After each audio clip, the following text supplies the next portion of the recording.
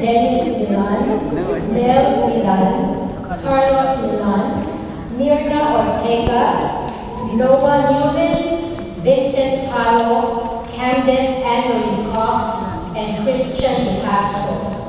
Gayun din sa pagdiriwang sa anibersaryo ng kanilang pagtitipan sila Ted and Rita Milan, and Shane and Cheryl Milan. Samahan natin sa panalangin sa kanilang tanging intensyon sina Cora Mendoza, Victor Aikens, Gian Abad, Sandra Sonora, and Teddy Marie. At alalahanin po natin ang ating mga kapatid na yumao na si Glenda Milan. Ang ating pong pangunahing nakapagbilang ngayon ay si Reverend Padre Pete Literal kasama si Deacon Jude Wamil. Magsitayo po tayo lahat para sa orasyon.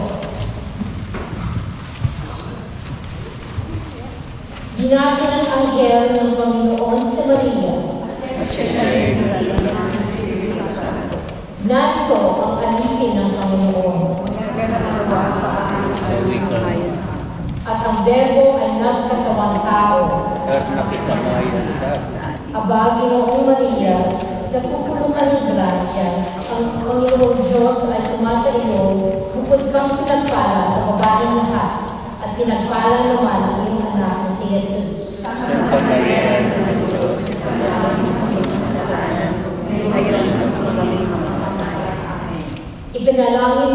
kami sa hanggang ina ng Diyos. Manalangin tayo.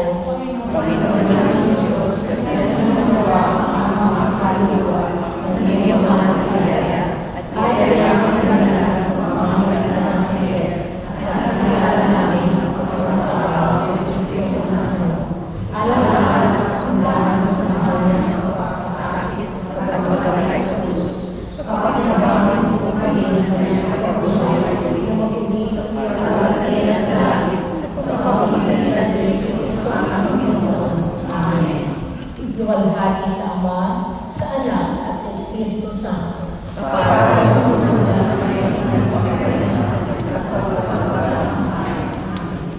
Samahan po natin ang koro sa ating pambungad na awit.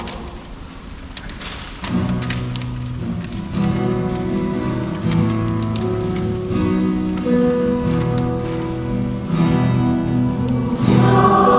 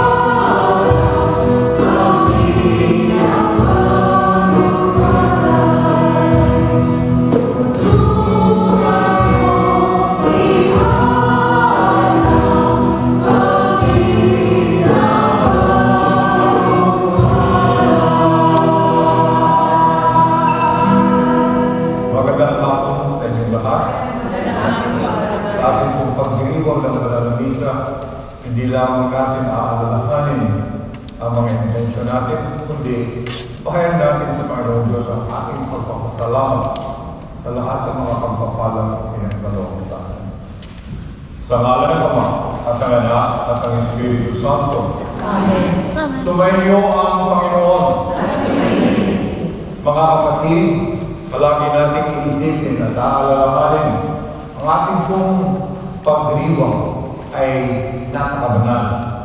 Kaya nakayag natin, ipahayag natin sa Diyos ang ating pagkilala sa Kanya bilang isang banal na Panginoon. Kaya sa paghahanda natin sa banal na pagdiriwang, aminin natin ang ating mga kasalanan upang maging marapa tayong gumanap sa banal na misteryo.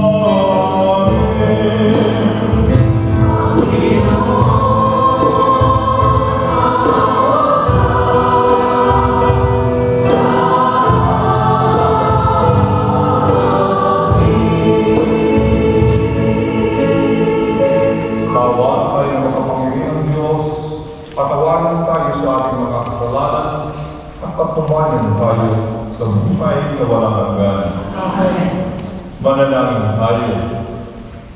Ama namin makapangyarihan, iniutos mong pakinggan namin ang minamahal mong anak na iyong pinaluludan. Kami naway, makapakinabang sa iyong salita upang sa pagdalisay nito sa aming kalooban. Kami lumigaya sa pagkakita sa iyong iwanan sa magitan ni Jesucristo kasama ng Espiritu Santo, magpasawalang hanggan. Amen. Magsiupo tayo at pakinggan ang mga kapatid.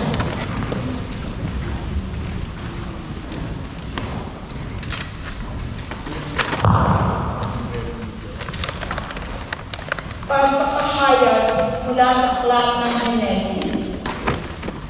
Noong mga araw na iyon, inalabas ng Diyos si Abraham at sinabi sa kanya, "Masdan mo ang mga bituin. Mabibilang mo ba yan? Ganyan karami ang magiging anak mo at ako." Nanalig si Abraham at dahil dito'y kinalugdan siya ng Panginoon. Sinabi pa ng Panginoon kay Abraham, "Ako ang kumuha sa iyo sa Ur ng Caldea upang ibigay sa iyo ang lupain ito." Tinanong naman ni Abraham, "Panginoon aking Diyos, paano ko malalaman ito'y magiging akin?" Sinabi sa kanya, "Dalan mo ako ng isang baka, isang kambing, lupa. Bawat isa ay 3 taon ang gulang. Magdala kami ng isang kalapati at isang bato-bato. Dinala nga ni Abraham ang lahat ng iyon at iniyak ang bawat isa maliban sa mga ibon. Inihalay niya magkakatapat ang pinaghating hayop. Bumaba ang mga buitre upang kanin ito, ngunit itinaboy sila ni Abraham. Nang kumikiling na ang araw, nakatulog na mahimbing si Abraham at nagkaroon ng isang nakatatakot na pangitain.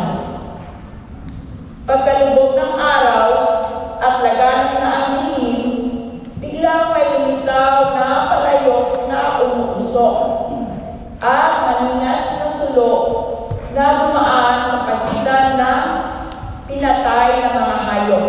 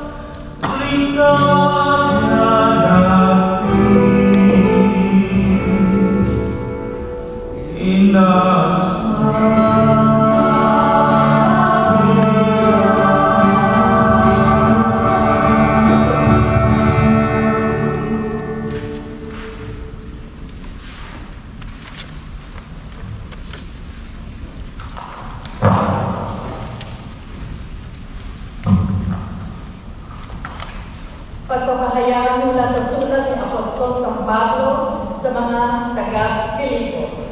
Mga kapatid, magkaisa kayong tumula sa halimbawang ipinakita ko sa inyo. Kami ang gawin ninyong huwaran. Masdan ninyo ang lahat na sumusunod sa mga halimbawang ito. Tulad ng mali kong sabihin sa inyo, at kayo luhaan inuulit ko. Marami ang namumuhay bilang kaaway ng krus ni Kristo, kapahamakan at kahihinatnan nila sapagkat ang minibiyos nila ang hilig ng kanilang katawan. Pinararangal nila ang mga bagay na dapat sana nilang iganda at ang pinag-uukulan lang nila ng pansin ay mga bagay na lupa. Sa kabilang dako, ang langit ang tunay nating bayan. Mula rooy, hinihintay natin may pananabik ang Panginoong Jesucristo, ang ating tagapagligtas. Pagdating ng araw na yaon, babaguhin niya ang ating katawan ng lupa at gagawing maluwalhati tulad ng kanyang katawan sa pamamagitan ng kapangyarihan niya sa pagpapasubok sa lahat ng bagay. Kaya nga, minamahal ko mga kapatid, ating nag-aalaga at karangalan na lang, lagi kong pinasasabi kang makitagwili.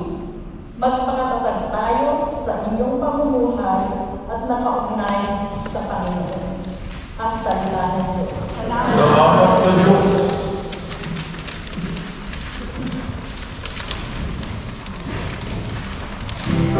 Bilang pagkakaroon sa Panginoon sa inyo lahat.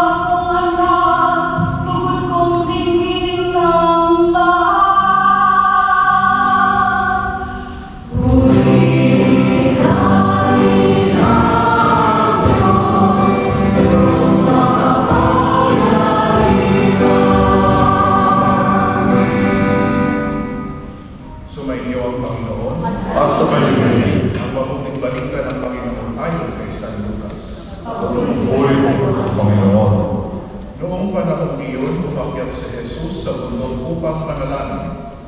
Isinama niya sina Pedro, Juan at Santiago. Samantalang siya'y nananalangin, nagbago ang anyo ng kanyang mukha. Nagnindig ang kanyang kasuotan na naging puting-puting. Di kaginsay-ginsay, lumitaw ang dalawang lalaki, sina Moises at Elias, na napakitang may kaningningan at nakipag-usap sa kanya. Pinag-usapan nila ang nalalapit na pagpanaw ni Jesus na magaganap sa Jerusalem. Tulog na tulog si Pedro at ang kanyang mga kasama, ngunit sila'y biglang nagising at nakita nila si Jesus na naglilinig at ang dalawang lalaking nakatayo sa kanyang tabi. Nang papaalis na sa tabi ni Jesus sa mga lalaki, sinabi ni Pedro, "Guro, mabuti pa'y lumito na tayo. Gagawa ko kami ng tatlong kupol. Isa sa inyo, isa kay Moises, at isa kay Elias." Ang totoo ay hindi niya nalalaman ang kanyang sinasabi. Nagsasalita pa siya nang matakpan sila ng isang ulap at sila'y natakot. At may isang tinig mula sa alapaap na nagsabi, "Ito ang aking anak, ang aking hinirang. Siya ay inyong pakinggan." Nang tumigil ang tinig, nakita nilang nag-iisa na si Jesus. At hindi muna sinabi ng mga alagad kanino man ang kanilang nakita. ang mabuting balita ng Panginoon.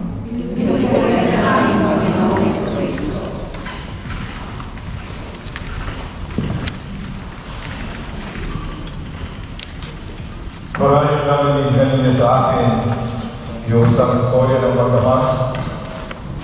Itong pagkaman ito galing siya sa Kupit. Sila ay nagpunta sa siyudad, nagpunta sa Manila. At namanghang dahil itong unang pagkakataon na itong pagkaman ito ay nakarating sa isang maraming lugar. Tumigil sa isang hotel. And for the first time, nakita ng anak na ang kanyang ama stood speechless before an elevator. Nung nakita ng ama yung elevator na manghang makaka, pinagmamasaya, watching in wonder. Ang isang matanda pumasok sa elevator. Pagkatapos ng ilang minuto, bumukas ang elevator, a beautiful young woman came out. Kaya nasabi mo, kaya mga anak, kailangan tayo bumalik dito. Dadalhin natin ang iyong inahin para mailagay natin sa isang miracle. Tinatawag niya kahong kapag himala. And it will transform your mother into a beautiful young lady. Transformation. Ang naalala natin na makita ang isa't isa ay nagkakaroon ng pagbabago ng buhay. Hindi lang ang pagbabago ng anyo, kundi pagbabago ng buhay. And I believe, ang Ebanghelyo narinig natin ngayon ay nagpapaalaala sa atin sa kahalagahan at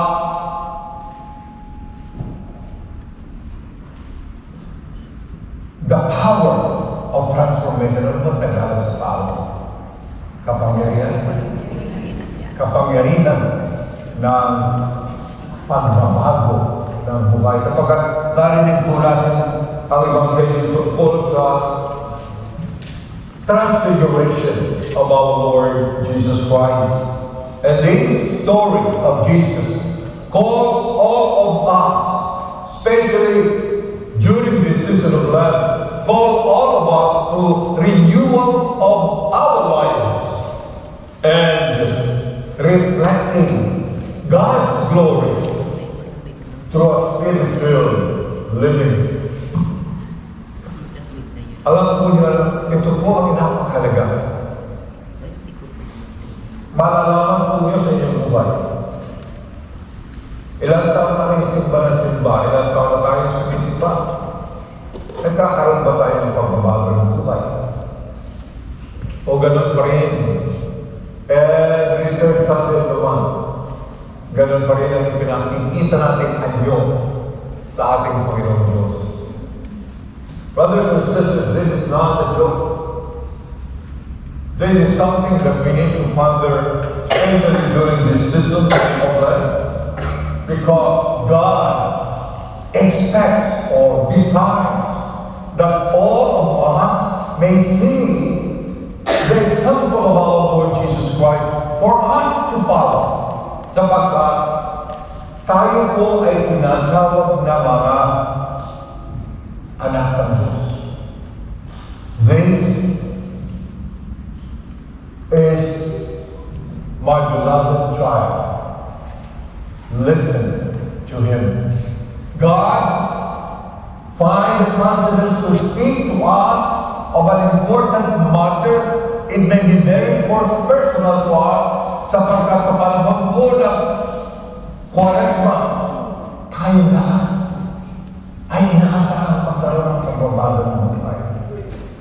Ilang taon na tayo bumabasa ng pasyon. Kinakanta pa natin. Nagkakaroon pa tayo ng pagbabago. pagbabagong buhay. I have to pose this question to all of us because this is the key. Because we are celebrating every year the season of Lent. And we are cast and encouraged to ponder the life of Jesus, that particular life of Jesus that was painful because it involved His sacrifice, His suffering for our own sins. Kaya nga, inaanihan ko ngayon na ibukas natin ang ating isipan, ang ating kalooban, and take seriously the beautiful example that our Lord Jesus Christ transfigured before His people. For transformation is possible. Pwede po itong mangyari kung gugustuhin po natin. Unang pamamaraan para tayo magkaroon ng pagbabago ng buhay, let's really put our hands back to God. Always you hear during this season of Lent, Prophet Joel inviting all of us, come, return to me. God is asking each one of us, return to me. Let us return to God. Because Lent called us back to God, to the sacrament of reconciliation.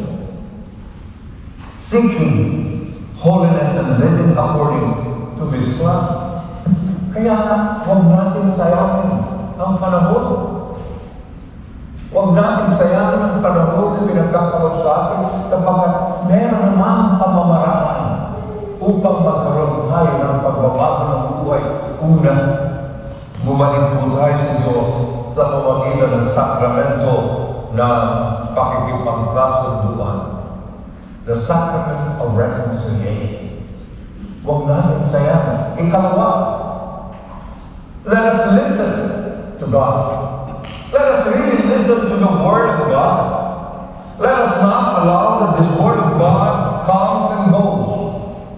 Let us allow that the Word of God that we hear create an impact in our hearts, move and encourage our hearts to return to the Father.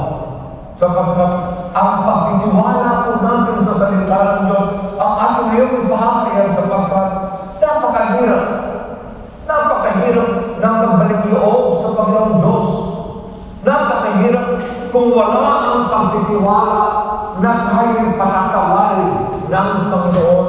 Let us place our trust in the Word of God that tells each one of us that our God is compassionate. Our God is merciful. He waits for us. Ang ikatlong pamamaraan upang mangyari ang ating pagbabagong buhay, let's participate. Let us participate in the plan of God, no matter our past. God invites us to partner with Him and to continue the work that He has begun, that our Lord Jesus Christ has begun. Ang Panginoon natin ay nagbibigay sa atin tunay ng kapangyarihan, nagbibigay sa atin ng lakas ng loob upang tayo makibahagi sa Kanyang sinimulan. Ano ba ang inaasahan sa atin ng Panginoon ngayong panahon ng Kwaresma? Ano ba ang plano that we need to participate in Jesus? Unang-una alam na natin yan ang first Ash Wednesday, fasting, prayer, and thanksgiving. This season of Lent, we must focus on those acts, on those practices, so that lumakas po ang ating kalooban. So that we find the courage and the inspiration to put our hearts back to God. If we keep on practicing praying, if we keep on praying, if we keep on reflecting on the Word of God, if we keep on sacrificing things that are important, food that we need to eat, or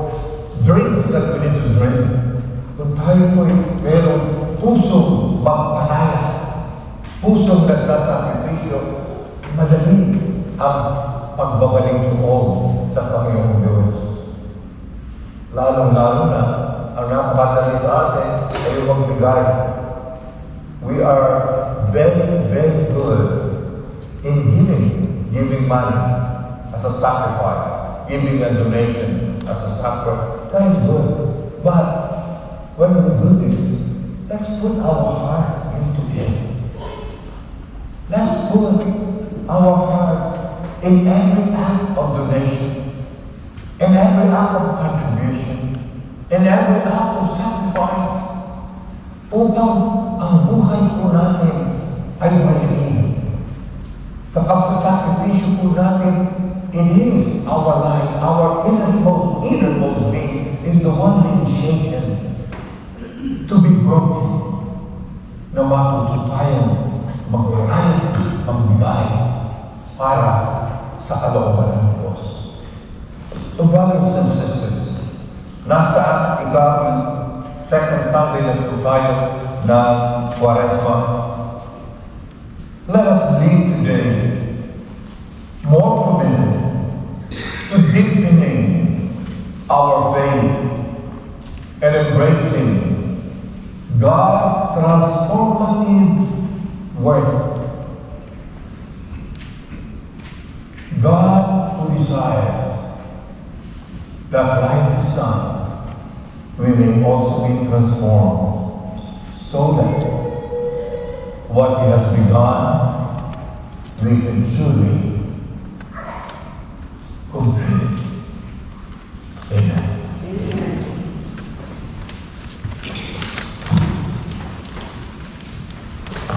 Pagsitayo tayo lahat.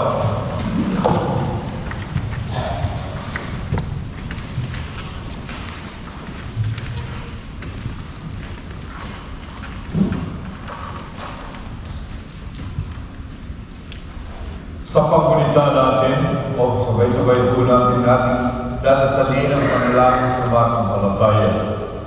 Sumasampalataya po sa Diyos ang kapangyarihan sa lahat. Gawin ang aking sa lupa. Sumasampalataya po kay Jesucristo, isang Diyos. Panginoon natin lahat, nagkatawang ka sa walang Espiritu Santo, pinanganak sa kapangyarihan, pinagpasakit ko sa Pilato, pinako sa krus, mamatay at pinagin, ganaw sa kinaroon ng mga iba, na may katawang ng buhay na muli, umakyat sa amin, lalulog sa kanyang Diyos na ang makapangyarihan sa lahat. Doon ang kulang parilito sa mundo, sa nakabubuhay at nakapagay na tao, sumasampalataya ng Diyos sa Espiritu Santo, sa kanyang sumahan katulad, sa kasamahan ng mga banal, sa katatawaran ng mga kasamahan, at sa pagbabuhay ng muli ng nakapagayang tao, sa pagbabuhay ng mga banal. Amen. So sa paggunita natin, sa pagbabago at Jesus, at sa pagpapanimbagong sigla ng ating pangako, makinig sa Kanya, pakumbaba natin yung dulog ang ating mga kahilingan at manalangin. Anak ng Diyos, dinggin mo kami. Anak ng Diyos, dinggin mo kami. Para sa simbahan, ang tahanan ng lahat ng sumasampalataya, nawaliwanagan niya ang isang katauhan sa pamamagitan ng kabanalan ng kanyang mga kasapi. Manalangin tayo sa Panginoon. Anak ng Diyos, dinggin mo kami. Para sa Santo Papa at lalo ng ating mga pinuno, nawang matagpuan nila sa pagbabago ng Jesus ang lakas ng kailangan nila upang magpunyagi sa kanilang mabuting gawa. Manalangin tayo sa Panginoon. Anak ng Diyos, dinggin mo kami.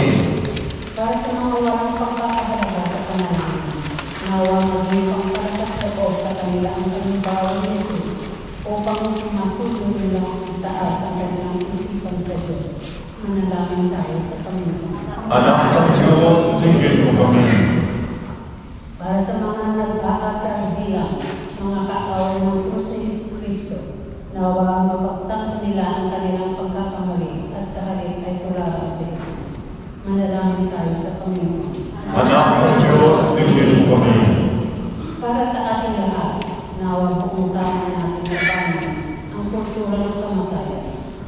itaguyod ang kultura ng buhay at pag-ibig. Manalangin tayo sa Panginoon. Anak ng Diyos, tingin mo kami.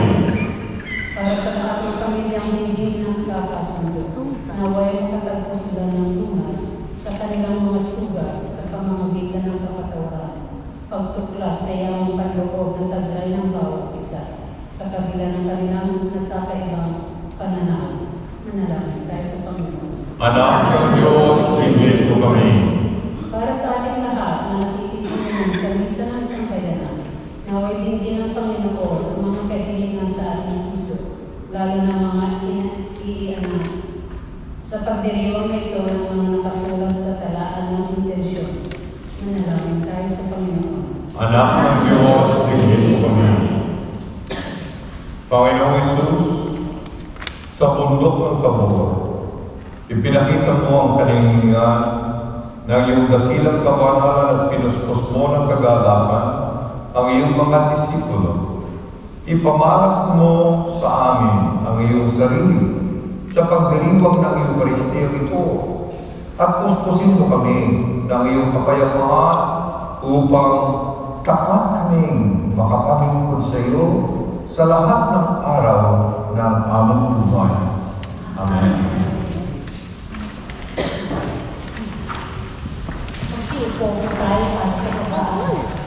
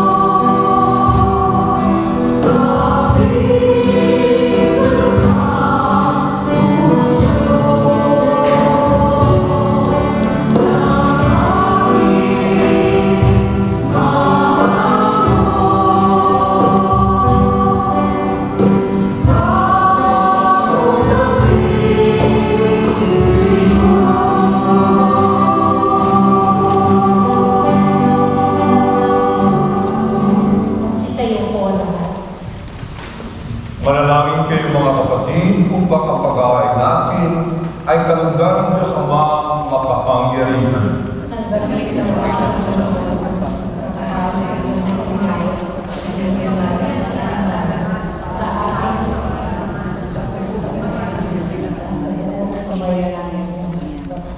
Ama naming lumikha, ang paghahain ito ay magdulot nawa ng kapatawaran ng aming mga kasalanan at magpapanal sa aming buong katauhan para sa pagdiriwang ng Pasko ng pagkabuhay sa pamamagitan ni Jesucristo kasama ng Espiritu Santo magpasawalang hanggan. Sumainyo ang Panginoon. Itaas sa Diyos ang inyong puso at diwa. Pasalamatan natin ang Panginoong ating Diyos. Ama naming makapangyarihan, tunay ng marapat na ikaw ay aming pasalamatan sa pamamagitan ni Jesucristo na aming Panginoon nang maipagtakha niya sa mga alagad na siya'y laang mamatay para sa lahat. Sa kanila'y kanyang pinamalas ang kanyang sariling puspos ng liwanag. Ang iyong mga tutos at mga propeta ay bawang mga tagapagtunay niya sa pagkakatalagang para sa kapwa'y magdusa upang akayin ang lahat sa pagkabuhay na maligaya. Kaya kaysa ng mga anghel na nagsisiyakit ng papuri sa iyo ng walang buhay sa kalangitan, kami nagbubunyi sa iyong kadakilaan.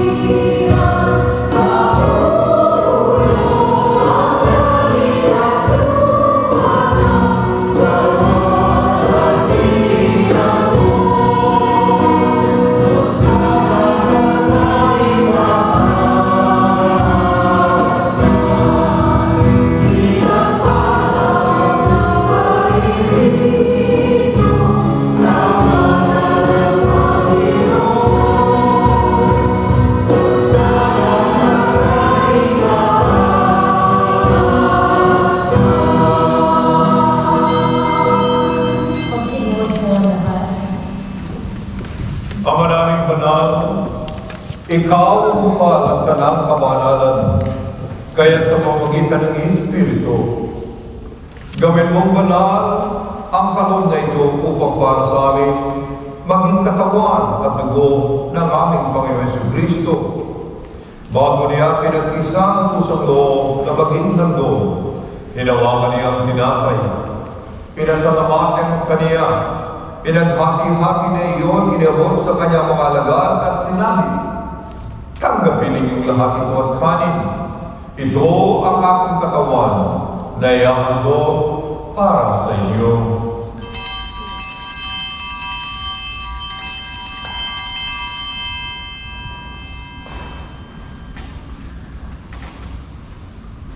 Gayun din naman, nang matapos ang hapunan, hinawakan niya ang kalis, muli kaniyang pinasalamatan. Iniabot niya ang kalis sa kanyang mga alagad at sinabi, tanggapin ninyong lahat ito at inumin. Ito ang kalis ng aking dugo, ng bago't walang hanggang tipan. Ang aking dugo na ibubuhos para sa inyo at para sa lahat sa ikapagpapatawad ng mga kasalanan. Gawin ninyo ito sa pag-aala-ala sa akin.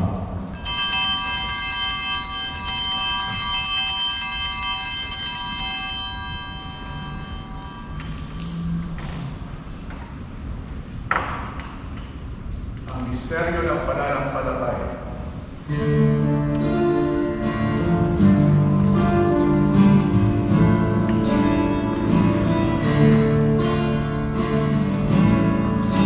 Si Cristo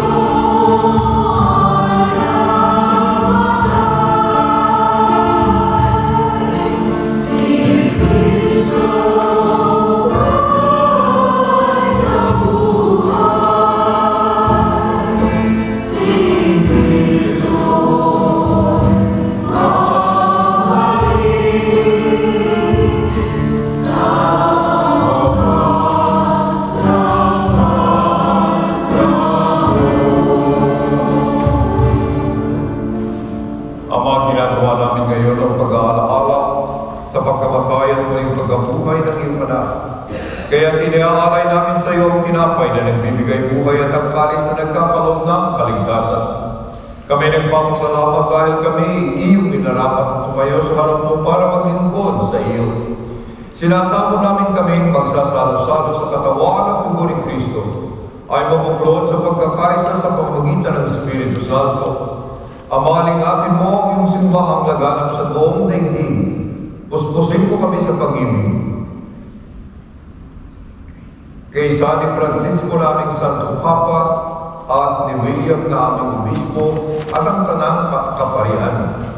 Alalahanin mo rin ang aming mga kapatid na nalublay na may pag-asang sila'y muling mabubuhay kayo din ang lahat ng mga pumanaw.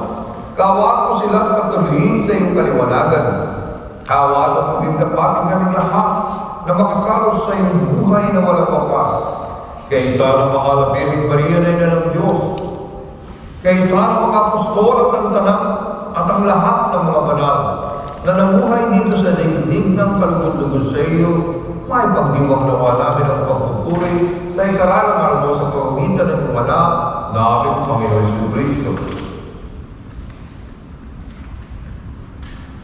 Sa pamamagitan ni Kristo, kasama niya sa Kanya, ang lahat ng parangal at papuri ay sa iyo, Diyos Ama, makapangyarihan, kasama ng Espiritu Santo, magpasawalang hanggan.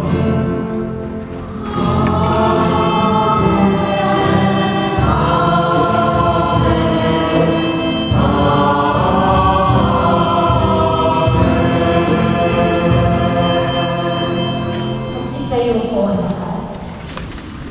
Sa tagubilin ng nakagagaling na utos sa turo ng Jesus na Panginoon natin at Diyos, ibayag natin ng lakas-loob.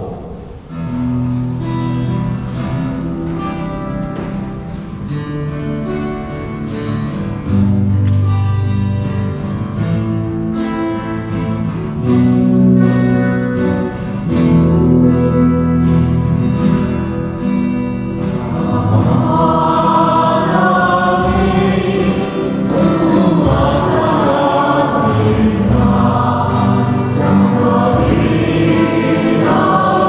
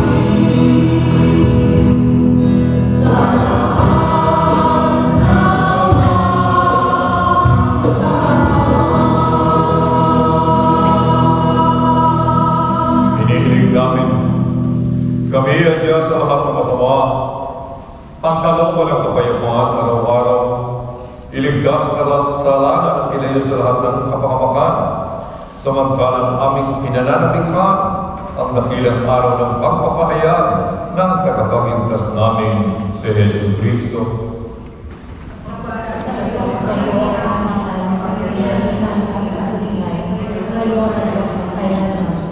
Panginoong Jesucristo, sinabi mo sa iyong mga apostol, kapayapaan ang iniiwan ko sa iyo. Ang aking kapayapaan ang binibigay ko sa iyo. Tunghayan mo ang aming pananampalataya at huwag ang aming mga pagkakasala. Pagkalooban mo kami ng kapayapaan at pagkakaisa ayon sa iyong kalooban. Kasama ng Espiritu Santo, magpasawalang hanggan. Amen. Ang kapayapaan ng Panginoon ay laging sumayo. Dahil kayo ng kapayapaan sa isa't isa.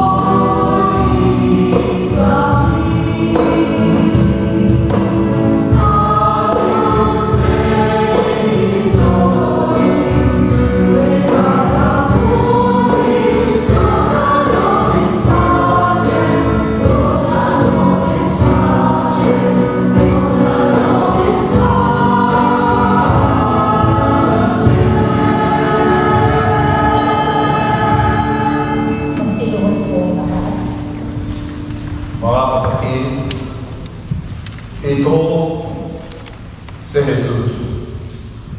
Ito ang Kordero ng Diyos na nag-aalis ng kasalanan ng sanlibutan.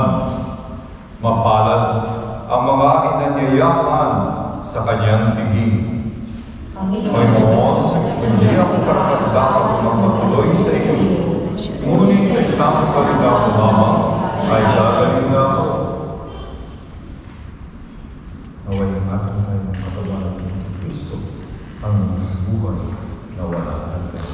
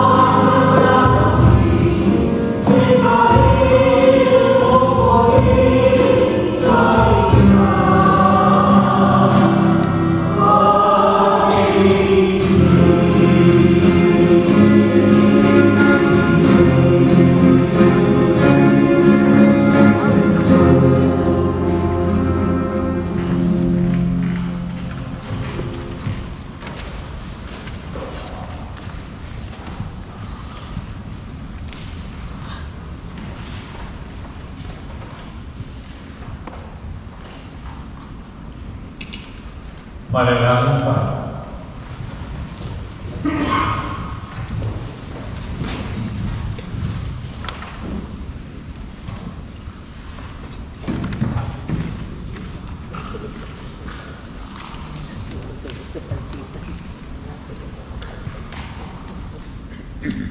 Ama namin mapagmamahal, kaming pinapakinabang mo sa dakilang pagliliwanag sa bagong anyo ng iyong anak ay tumatanaw ng utang na loob sa iyo sapagkat kahit ngayon pa, Ama, sa lubang ibabaw, pinapagsasalo mo na kami sa kariktaan ng kalangitan sa pamamagitan ni Jesucristo kasama ng Espiritu Santo magpasawalang hanggan. Amen.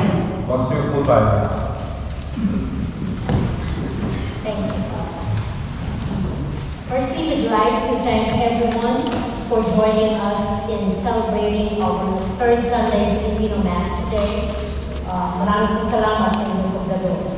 We would like to thank Father Kate Tituao for presiding our Mass, and in addition, June Bonnie.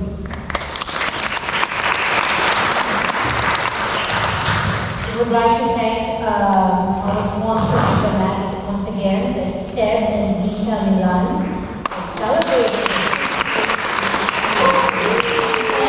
And then Shabbat, celebrating a birthday.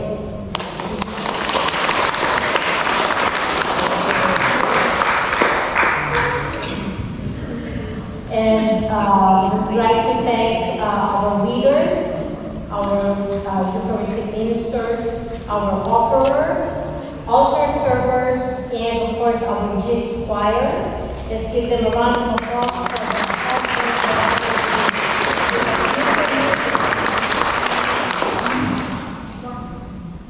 and of course, you know, it's the birthday of Dr. Yuna Ortega.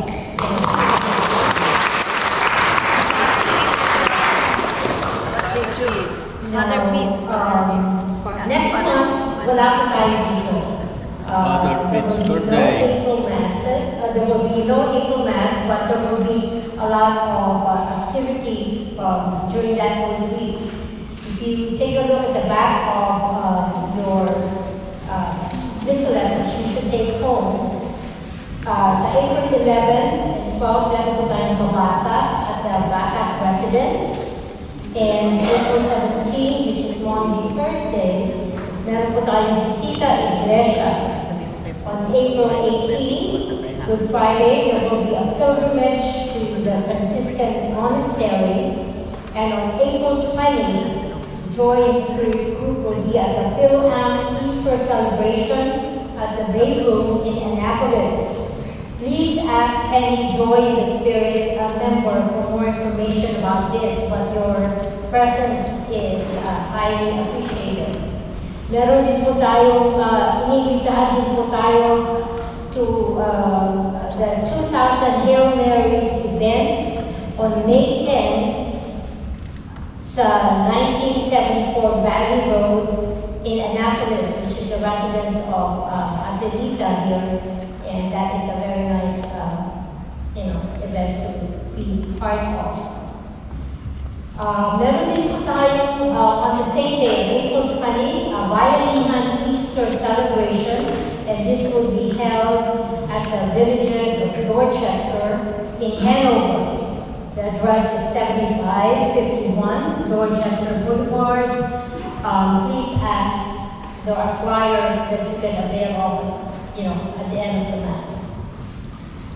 Ang ating pong susunod na misa ay may Flores de Maria, which is on May 18. And please, last year it was a very successful celebration. Please sign up with Adelita to participate. Ang salong-salong po natin ngayon will be at the Gathering Space Meeting Room po sa may simbahan. And at this point, we would like to invite all the March birthday celebrators, as well as those with anniversaries. Wedding anniversaries, please come forward for a special blessing from Father Anniversary na. from Deacon. Ang mag-bless po, mag-bless June kasi kasama po ako sa blended. Birthday ko lang naman.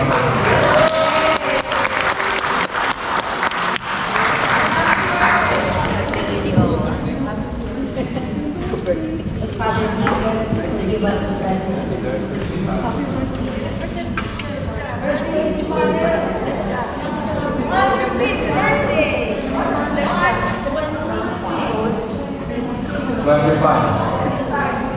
Annunciation. Feast of the Annunciation. Samahan niyo po ako at itaas ang ating kanang kamay pagkasal ang ating mga kapatid kasama si Father Peter na rin ng kanilang kaarawan at anibersaryo ng kasal. Ama namin makapangyarihan, maraming salamat sa biyaya ng buhay at paglilingkod. Iniluluhog namin sa iyo ang aming mga kapatid na nagdiriwan ng kanilang kaarawan at ang anibersaryo ng kanilang kasal. Patuloy mo silang gabayan, palakasin, bigyan ng mabuting kalusugan, iadya sa lahat ng masama, upang mapagtibay nila ang kanilang samahan at lalong makapaglingkod sa iyo. Aming iniluluhog si Father Pete na nagdiriwan ng kanyang kaarawan, mabuting kalusugan, upang patuloy na makapaglingkod sa iyo at sa sambayan na inilaan mo sa kanya. Pati na rin ang iba naming kapatid na narito ngayon, gabayan at patubayan mo sila.